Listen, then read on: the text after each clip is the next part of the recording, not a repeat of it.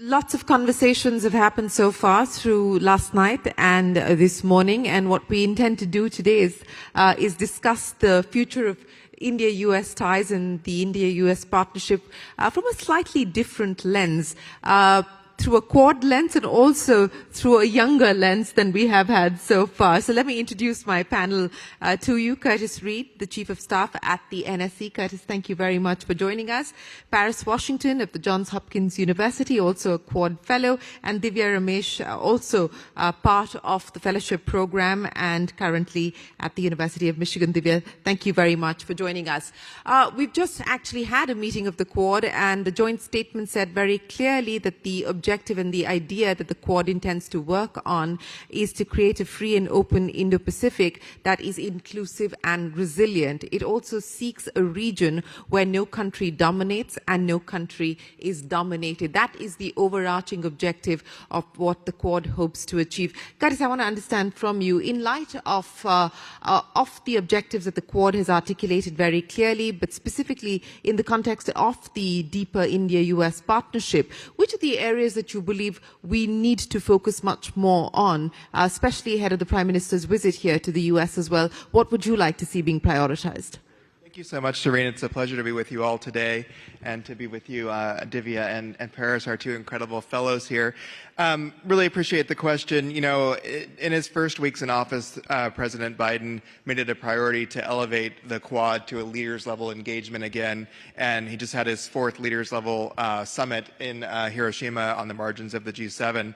And I think, you know, for the president, it's really, the Quad is really a critical strategic framework. You mentioned the free and open Indo-Pacific being the ultimate goal, but it provides an opportunity for four resilient democracies that believe in free market economies, believe in trade, to strategize on issues across the board, be it security, governance, the international order, economics, and trade.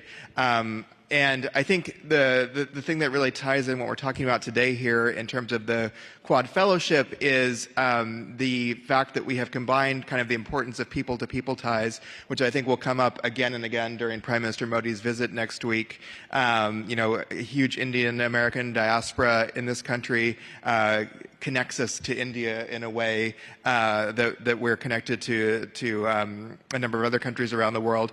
But you know, looking at what the challenges are going to be of the 21st century in the Indo-Pacific region, I think the fact that we have this fellowship that brings together 100 fellows from the 4 Quad countries every year to study here in the U.S. And to study in STEM fields, you know, and we just heard a little bit from Divya and Parris, who can share more about what they're studying, but you know, some really innovative you know, doctoral and master's theses going on, from computer science to human genetics to engineering.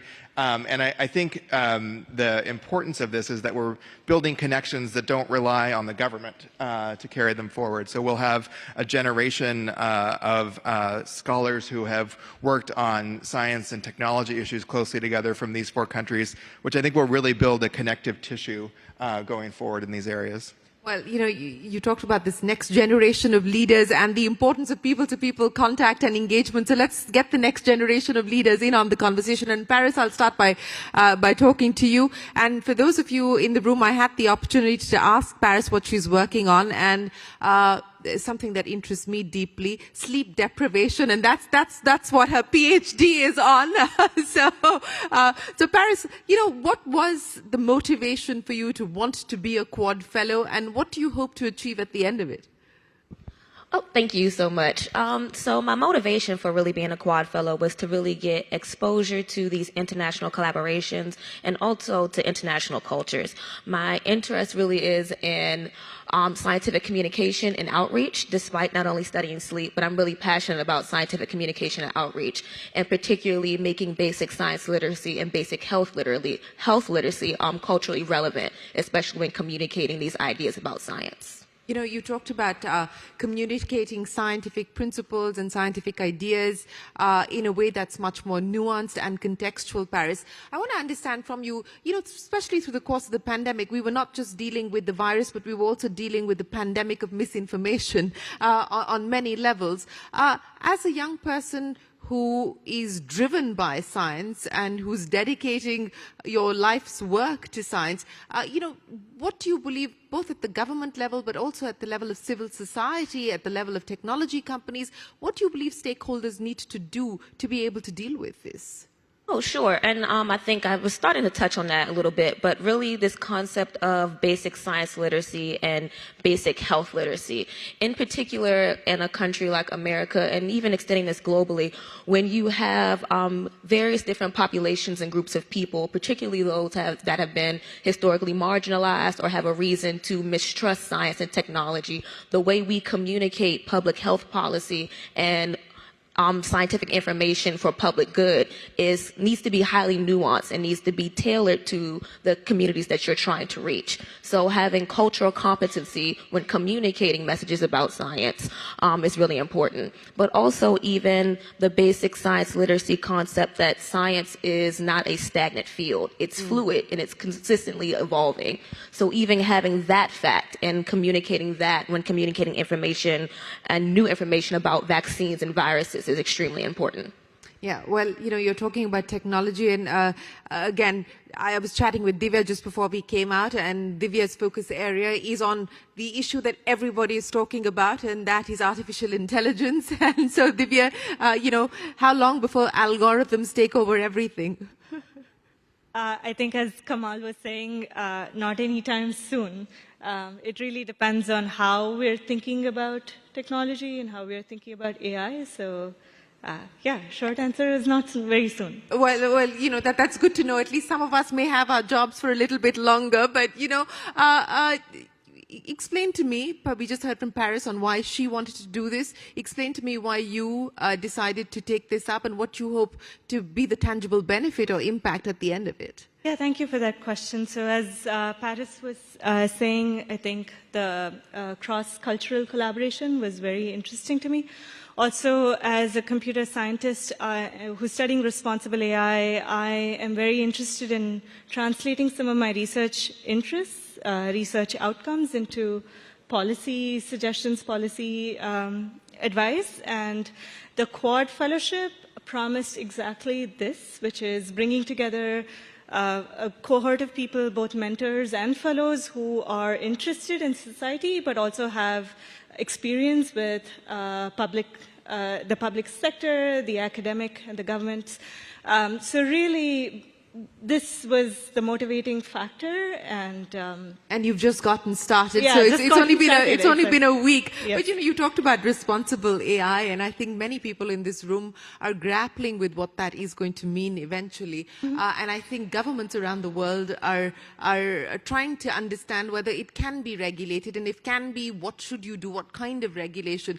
Where do you sit on the fence? Are you on the fence on that, or do you believe that should there be regulation? Should you leave it free to the market? What's your thought? Yeah, thanks for that question. So for me, the question really is how can we center equity in innovation so that it benefits the larger society? What kind of levers do we have now? What kind of levers do we need to make that happen? So it's the question has multi-layers of answers, and that's what I'm looking at in my PhD. Okay, well, we'd have to take that conversation offline to continue having it. But, Parris, what I want to understand, and what we've heard here from Parris as well as Divya, is that this is really an attempt to get younger people from across the world to be able to share, engage, and hopefully arrive at policy decisions that are much more harmonious. And one of the challenges that we were talking about here this morning was that there's of course regulatory arbitrage, but also that there is just too much different kind of regulation coming at you from different parts of the world. At least for this region with the Quad leadership, do you believe that this could be an attempt at a greater degree of harmonization, a greater degree of appreciation and understanding?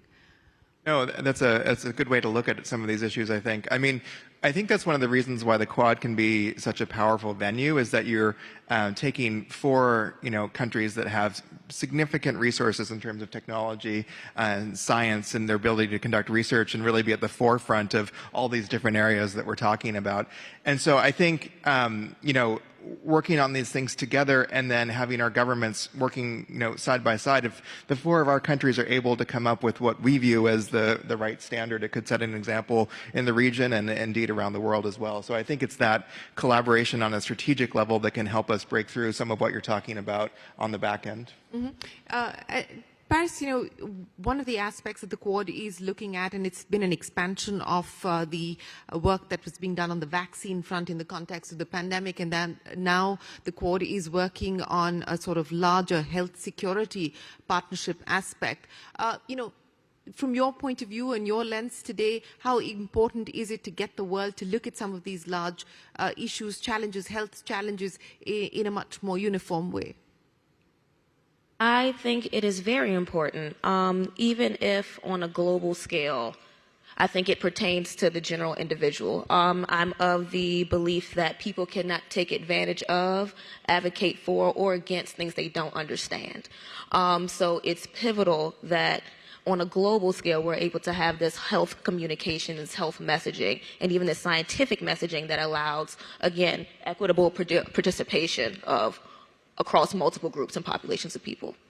Divya, in the context of technology, and it's changing pretty much every day, do you believe that a grouping like this and leaders being able to sort of talk about what the future could look like, how do you see that playing itself out? Yeah, for me, so with responsible AI, I think what we are missing currently in the conversation is about the contextual differences, the different kinds of social interactions, the economic and the political contexts that shape the same technology in different ways. The use of the technology is very different. So for me, this banding together these four different countries really fills in that gap. And so I can look at the fellows in these different cohorts and countries and understand what it means to build this framework for responsible AI that really centers equity and innovation both together. We heard this morning from the ambassador, and similar to what we've just heard here from Divya and Parris, the attempt is to build out a pipeline of talent and capabilities, even in the infrastructure space, and a fellowship program there as well. Do you believe that this could be a sort of model, the 100 of them, and then now we're talking about fellows in the infrastructure space? Do you think that this could be a model that could be replicated across different sectors of interest, from climate mitigation, which is one of the objectives or focus areas of the Quad, to health and so on and so forth? I certainly think so, and I think that's something that we would love to foster and to see. I think what's innovative about the Quad Fellowship is it's managed by Schmidt Futures. It's funded largely through the private sector. And so it really is something that, while the government is involved and it's been a key deliverable for President Biden, is something that could expand quite easily. And, to different sectors, including the ones that you mentioned that are really top of the Quad's agenda. And I'll just say, having been a Foreign Service officer for the past 20 years, I think some of the greatest impact I have seen is in the fellowships and the exchanges that we send bright young minds on from the countries that we're serving in. And that's a really lasting bond with the United States, but also with each other when you're in a program together. So I think from our perspective, it would be a wonderful thing to see this built out into additional sectors as well. Yeah, and I would imagine that it could be something that could lend itself to other sectors as well. But Parris, we're talking about the private sector's participation, and in many ways it is private funding that nurtures the kind of research and development work that's happening, the cutting edge technologies and so on and so forth. But as someone who is at this point in time looking at research, looking at R&D, what is the ask that you have of the private sector, and how do you believe that there can be a much more robust interchange of ideas and a mechanism that connects industry and academia in a much deeper way? Trying to think of a way that doesn't necessarily place the onus always on the scientists, but very interested in increasing the basic communication in a way that I would even call jargonless communication. So being able to share these scientific ideas and these scientific benefits that is clear for everyone, and then we can go on and make those options accessible and more equitable. Because again, understanding really is the key, and being able to communicate these scientific ideas so that everyone has an understanding and then everyone can benefit. Yeah, Divya, you brought up the issue of equity, and in the context of the private sector nurturing and fostering innovation versus the government coming in and supporting it through grants and so on and so forth. But when you need to address these challenges and address them at scale, I think you need all hands on deck and all stakeholders on board. So, how would you like to see this relationship, be taken forward? That's a very interesting question. So I think that there are benefits with collaborating with the industry, industry-academic collaborations. There's obviously the question of scale that is impossible, less possible otherwise.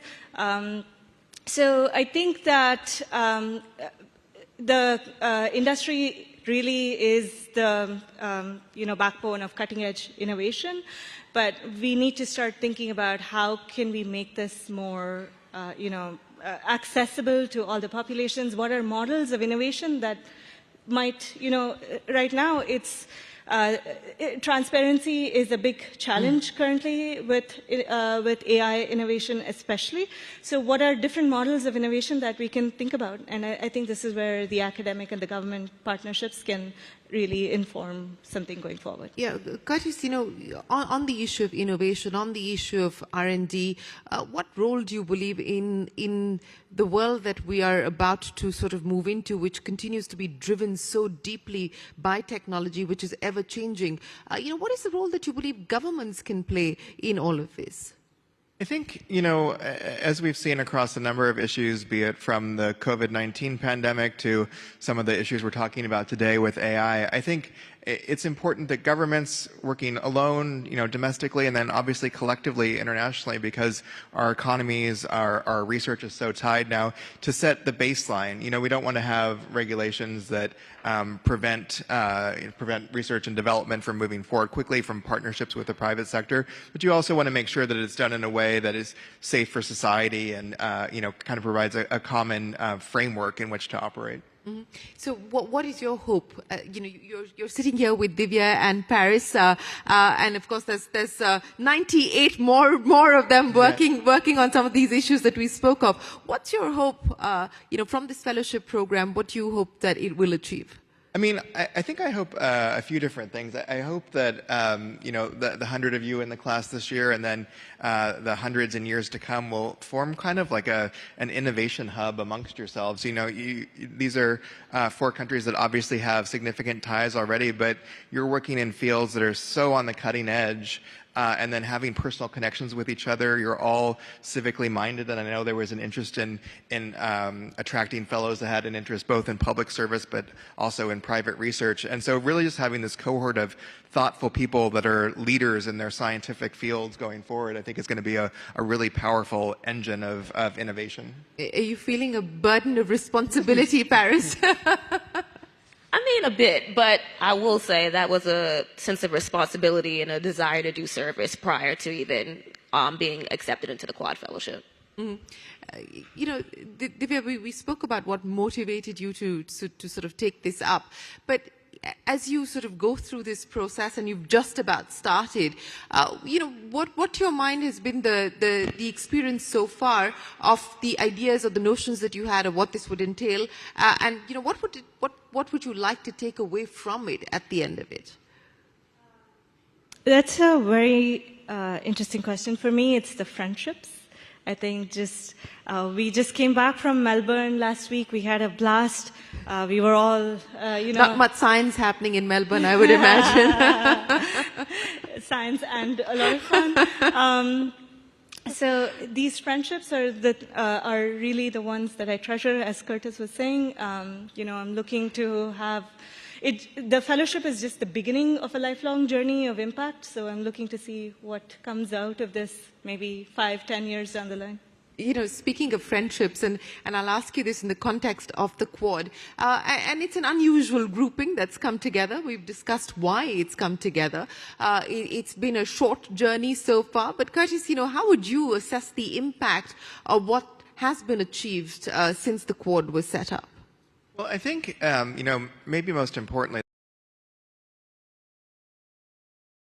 the Quad really provides a strategic framework for the region. You mentioned a free and open Indo-Pacific. So, emphasizing the importance of the rules-based international order, of freedom of navigation, of free market economy. We're for resilient democracies. So that kind of sets a framework, I think, and it creates an environment in which other countries are allowed to, are not encouraged to partner with the four Quad countries as well on a lot of these issues. So I think we've seen it really as a tool that can be used for a wide range of issues. Just mentioned the pandemic response and vaccine development, talking about clean energy supply chains. So I think for us, it's just important that it remains a vibrant platform that we can continue to add some of these critical and emerging issues into. You talked about critical and emerging, so let me talk about the ISAT in the context of what the Quad is also hoping to achieve, because that's specific to, of course, India and the US, a deeper partnership on emerging and critical technologies, and the hope is that we'll see more forward movement and amplification at the end of the Prime Minister's visit here. How significant is this going to be, especially given the role and relevance of technology, issues like technology transfer, which have been deterrents previously? Do you believe that we're past some of those legacy challenges and moving forward? I think what we're really trying to do, you see this across the world, from our IPEF initiative to APEP here in the Western Hemisphere to ISAT specific to the U.S.-India relationship. I think we're really trying to create forums, venues, partnerships where we can deepen some of these alliances and work out some of these issues. Many of the kind of hindrances you mentioned are highly technical, and we have to, look at issues in both of our countries to work them out in detail. And so I think that the importance of these initiatives is that they provide the kind of platform to do that work. So, mentors, inspiration, where do you get your inspiration from, and who do you look up to in terms of mentors? Well, to be quite honest, it's not a scientist at all. It's my mother, it's my grandmother, it's those women in my family who were doing it and paving a way before they had a degree, before I was here, and whose shoulders I really stand on. So those are my mentors and who I look to. And what inspires you to do the kind of work that you're doing? Still them. I'm native of DC, and so is my family. We've been here for at least 4 or 5 generations. So getting into that transition where I was getting further and further in my scientific career, and I became the spokesperson for my family when I got into those clinical spaces, when we got into those health spaces, and then transitioning into being that voice as well for my friends and extended family. So again, they really are my inspiration, and my community really is my inspiration for promoting basic science literacy and basic health literacy, because when I think about somebody being able to advocate for themselves, I'm really thinking about them. And what does it take to sit in a lab and stroke mice for 6 hours a day, which is what you do to try and keep them awake so that you can actually discuss the impact of sleep deprivation as part of your research? That's coffee. That would be coffee. But honestly, this is really, my inspiration is the fact that this is a means to an end. Right now, I'm stroking mice with a paintbrush and then harvesting brains, but somewhere down the line, I'm going to be being able to advocate for even the therapeutics of sleep deprivation and the therapeutics for sleep disorders, and being able to communicate that in a way that is understandable and then makes the subsequent health care more accessible. Well, I think I speak for a lot of people. We hope that you have a breakthrough really quick, Parris. Me too. I'm very tired. But you're clearly not stroking mice for 6 hours a day, Divya. So, what keeps you going, and what has been the inspiration so far and the mentors that you look up to? Something very similar to Parris. I think my mother. Women who are in patriarchal societies breaking the glass ceiling. That's been a huge inspiration to me, and I look up to people, women of color, people of color, who are, trying to expand the world and make it different from what they inherit it. So that's been kind of my inspiration, and also seeing that there's huge disparity in society, and we have a long way to go before we can realize the benefits of innovation in more equitable ways, and that's kind of my inspiration to keep. Elon Musk or Sam Altman, who would you pick? I think I would pick a different woman of color. Good for you, good for you.